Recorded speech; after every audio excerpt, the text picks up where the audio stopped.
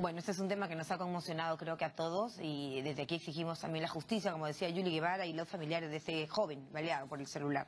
Bueno amigos, vamos a cambiar de tema, 10:43 de la mañana, el doctor Carlos Magno Salcedo, experto en temas electorales con nosotros. Doctor, gracias por estar con nosotros. ¿Qué tal? Buenos días, María Jesús. Muchas gracias por la invitación. Y la esperada reforma electoral que esperemos pueda verse, ¿cree usted todavía, doctor, con optimismo que se puede ver en esta legislatura, en el Parlamento, luego de la información o del informe de la congresista, del grupo de la congresista Donaire, que fue considerada como insumo, ¿no?, según la Comisión de Constitución, y no como un predictamen?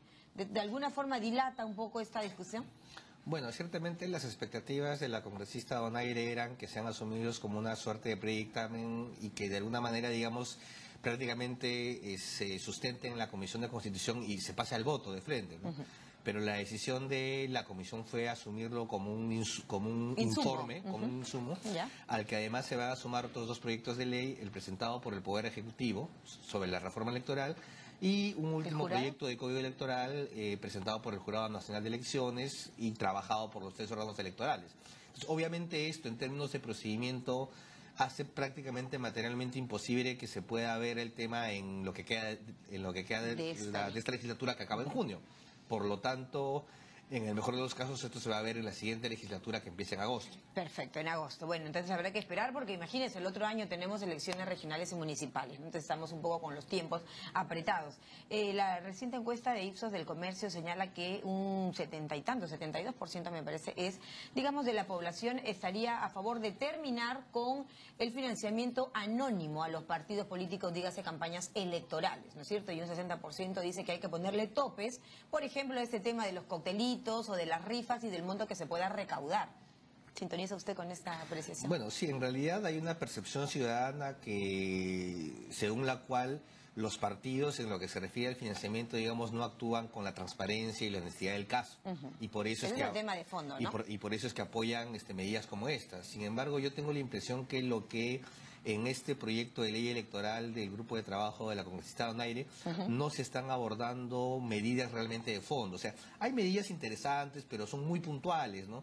Esto de poner topes, por establecer de que determinados financiamientos a partir de un OIT sean todos bancarizados. ¿Y por qué a partir de una UIT y no todo, digamos, no? Porque, claro, una UIT bancarizado, pero sabemos que eso no es nada para una campaña electoral, ¿no? Claro, en realidad, en efecto, como le digo, son todas medidas que yo lo veo como pequeños parches, pero que no abordan el problema de fondo que desde mi punto de vista tiene que ver con la alta dependencia que la política y sobre todo las campañas electorales tiene del sector privado, legal, empresas legalmente constituidas o ilegal, como mafias, el tráfico de drogas, tráfico de personas que también, o minería ilegal, que también meten mucho dinero en la política. Entonces, y políticos, ¿no? Que finalmente están dentro de ponen políticos, o sea, ya han puesto operadores políticos puestos directamente por actividades ilícitas. Entonces yo creo que lo que habría que avanzar en realidad es a seguir el esquema que se sigue en algunos otros países,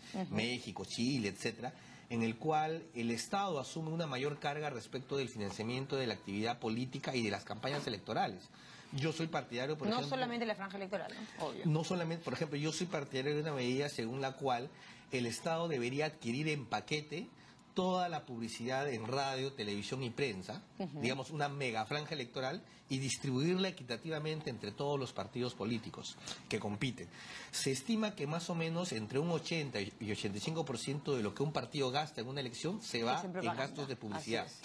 Si el partido queda liberado de este gran peso, en realidad podría dedicarse ciertamente un remanente más pequeño que sería financiado por el aporte de los particulares para actividades de movilización, de pero que tendría que estar igual muy bien transparentado, porque aquí de lo que se trata es de la transparencia al interior de los partidos políticos, pero en cuanto al financiamiento, porque tenemos los casos que nos faltaría el tiempo para mencionar, doctor. En efecto. Entonces, el financiamiento público más reducido y mucho más controlado. Yo creo que hacia eso se debería avanzar y lamentablemente el financiamiento, por ejemplo, de partidos políticos de otros países, ¿no es cierto?, o de otros países a las campañas electorales. ¿Qué opina? Bueno, en realidad está prohibido el financiamiento para campañas electorales. La ley actual permite financiar del extranjero. Pero no de empresas. En realidad, la ley no prohíbe a las empresas, prohíbe a los gobiernos extranjeros, ¿no?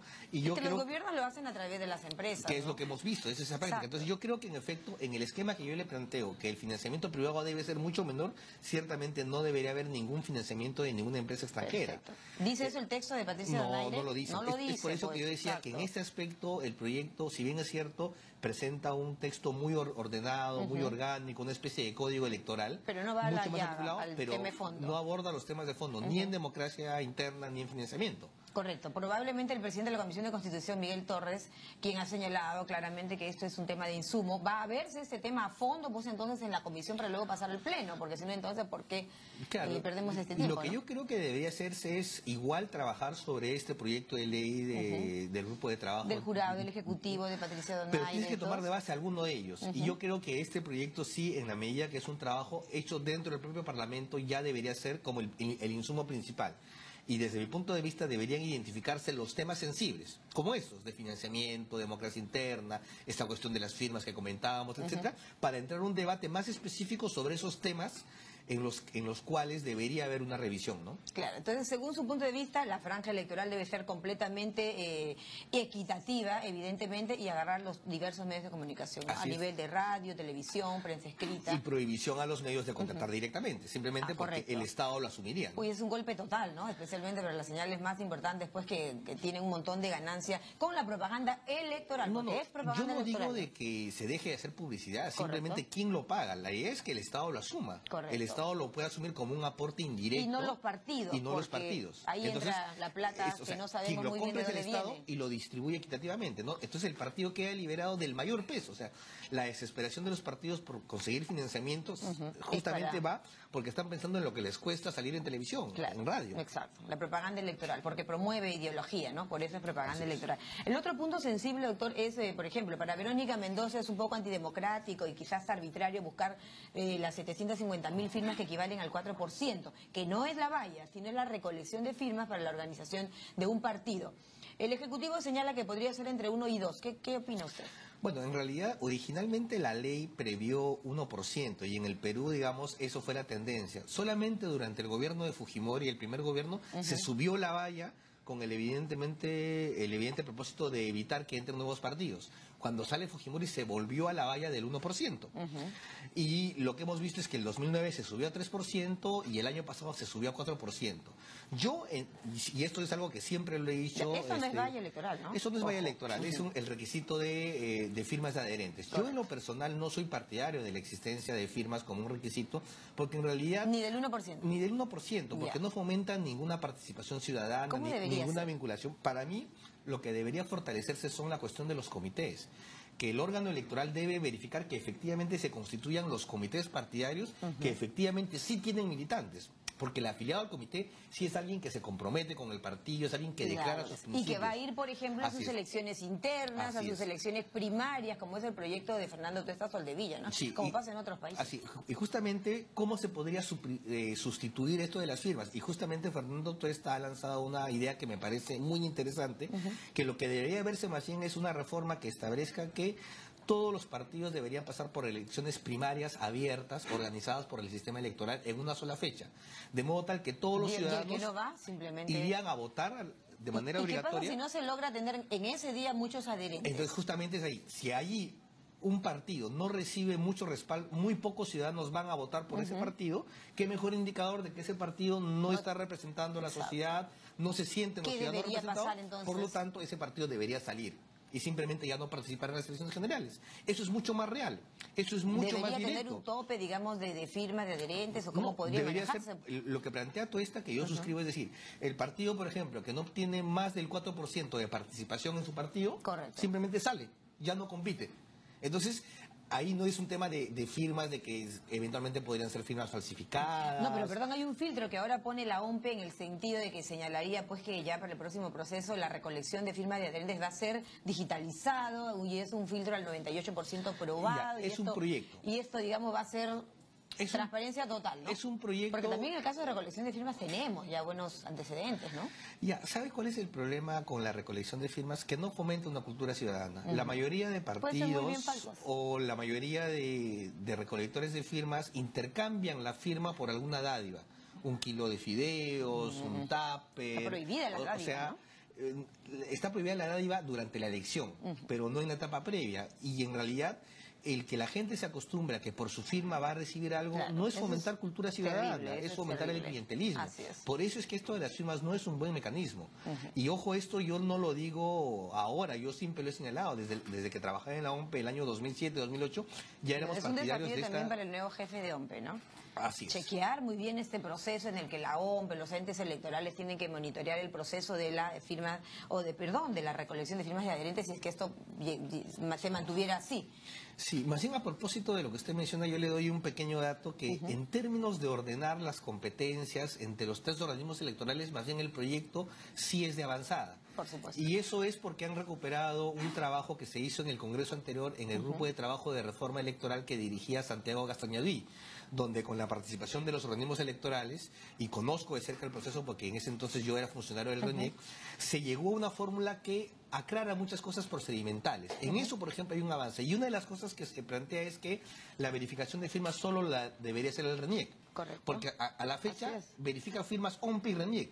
Entonces, la misma función la desempeñan dos organismos, Claro, duplicidad de funciones, ¿no? lo cual es irracional desde el punto de Además vista que de RENIEC es el organización de un registro Estado. de identificación y Así Estado es. Civil, por lo tanto, le competiría el proceso de verificación de firma. Luego viene la organización del proceso y la fiscalización. Así ¿no? es. Entonces, cada cosa bien delimitada, ¿no? Entonces, en ese sentido, OMPE organiza y jurado fiscaliza. fiscaliza y el padrón y todo lo que derive del padrón y del registro debe ver el RENIEC. Perfecto. Una mejor organización. Una mejor En ese organización. sentido, sí, Ahí sí se yo ha veo un avanzado, avance. Sí, ¿no? yo veo que hay un Ya. avance. Doctor, en el caso de, digamos, ya vimos el tema de la firma, del financiamiento, la valla electoral, cómo debe manejarse. Hemos visto varios partidos que han salido prácticamente, o han perdido su inscripción concretamente. Por ejemplo, en ese punto yo creo que sí, es una medida es que se prohíba que un partido no participe. O sea, ahí sí yo saludo esta propuesta. Todo partido debe participar en todas las elecciones. No como ocurrió el año pasado que los partidos se inscribían y cuando calculaban que no iban a superar la valla, renunciaban. Así es, renunciaban. Justamente, eso no debe ser. Pero ahí hay un papel importante que señalar también incluso los candidatos, ¿no? O sea, los candidatos mismos decían, no, yo renuncio, porque sabía que no iban a pasar, pero un poco se juega también O con... renuncian o eran renunciados por los dirigentes del partido. Hay algunos candidatos que fueron obligados a renunciar prácticamente. Pero esto no debe pasar, pues, porque eran justamente partidos con muy poca aceptación y que con ese mecanismo han salvado su inscripción. Cuando no representan a nadie, ¿no? Cuando son partidos, son cascarones. Entonces, Claro. eso, o sea, yo sí estoy a favor de fortalecer partidos, pero creo que el mecanismo pasa por medidas más que apunten a la democracia interna, Claro. elecciones primarias abiertas, ¿no? Un nivel de participación, que todos estén obligados a participar, los ¿Y comités cómo ve usted, electorales. doctor, esta figura de fortalecer, por ejemplo, a nivel de partidos políticos, ¿no es cierto?, la figura del voluntariado? Sería muy saludable ver voluntariado que recorra el país, que conozca las zonas, que converse con la gente. ¿Eso fortalecería un sistema de democracia interna? No, yo creo que el fortalecimiento de la democracia interna va a tener que ver con medidas donde los ciudadanos sientan que de verdad pueden incidir en un partido. O sea, ahora el ciudadano no siente eso. Es más, ni siquiera los militantes sienten que en sus organizaciones se decide de manera democrática. Es que el famoso CEN, el Comité Ejecutivo Nacional de los Partidos, probablemente centraliza, ¿no?, las decisiones, el tema de la elección de los candidatos, cómo debe manejarse. En efecto, la hoja de vida, por ejemplo, que debe manejarse a nivel ya de los entes electorales, de quién postula al Congreso, de quién postula a ser alcalde, porque luego nos enteramos de muchas sorpresas, ¿no? En efecto, en verdad, si bien es cierto, la El ley secreto habrá... bancario, por Sí. ejemplo.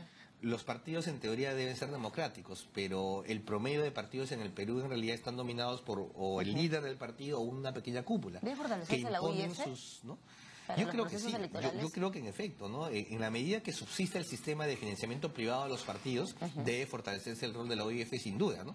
Aunque ahí hay una discusión constitucional, si en efecto en todos los casos se puede abrir esta información, pero yo creo que debería avanzarse hacia eso, Inmediatamente, ¿no? ¿no? Porque es de interés público saber de dónde reciben dinero los partidos. Claro, que sí, los partidos. Y el tema de, por ejemplo, un candidato, ¿no? Y ahí estaría de la ciudadanía de poder también ingresar a los portales de transparencia y averiguar bien, ¿no? Aquí voy a endosarle pues mi voto de confianza. Así es, ¿no? esa información debe ser pública.